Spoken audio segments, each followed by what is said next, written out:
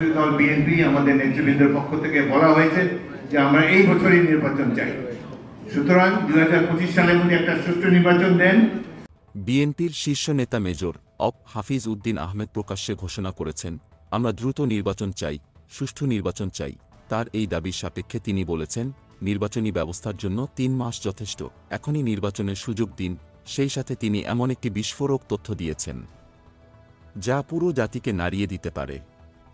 ৭১ সালে যুদ্ধ করার কারণ ছিল নির্বাচিত সরকার ছিল না।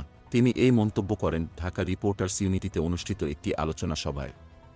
তিনি আরও বলেন, নির্বাচন সংক্রান্ত কথা বললেই উপদেষ্টারা যেন আমাদের বিরুদ্ধে কিছু বাজে দাবি করছে বলে মনে করেন।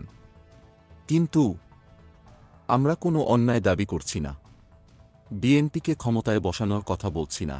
তবে রাজনীতি করতে চাইলে সরকারের বাইরে গিয়ে রাজনৈতিক দল গঠন করুন। এছাড়া হাফিজ উদ্দিন বলেন, একটি পার্লামেন্ট সংস্কার করুক, এতে বাধা দেওয়ার কোনো কারণ নেই, সময় নষ্ট করবেন না। তিনি পরবর্তীতে বলেন, এই সরকারের দৌড় 6 মাসেই বুঝে গেছে, তবুও আপনাদের সম্মান করি।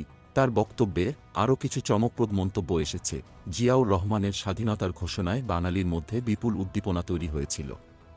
আমরা লড়াই করেছি দেশকে বাঁচাতে, মা বোনদের সম্মান রক্ষার্থে। মেজর হাফিজ আরও বলেন, আওয়ামী লীগ সরকারের দুর্নীতি পৃথিবীর কোথাও পাওয়া যাবে না। তিনি বিশেষভাবে উল্লেখ করেন, বিএনপি এবং ছাত্র জনতার ত্যাগের ফলস্বরূপ গণতন্ত্র পুনঃপ্রতিষ্ঠিত হয়েছে। ভারতকে উদ্দেশ্য করে তিনি বলেন, তাদের পছন্দের নেত্রী চলে গেছে, এবার তারা আমাদের আম গাছ কেটে নিয়ে যাচ্ছে।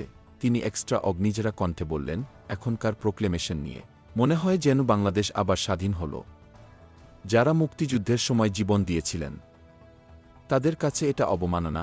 এছাড়া তিনি প্রফেসর ইউনুসকে নিয়ে বলেছেন, আমরা তাকে সম্মান করি, তবে তার কথায় এখন আর চলা উচিত নয়।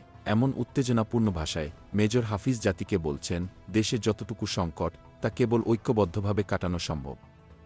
বাংলাদেশে কি নির্বাচন আসবে? দেশের পরিস্থিতি কি আর সয়ে যাবে?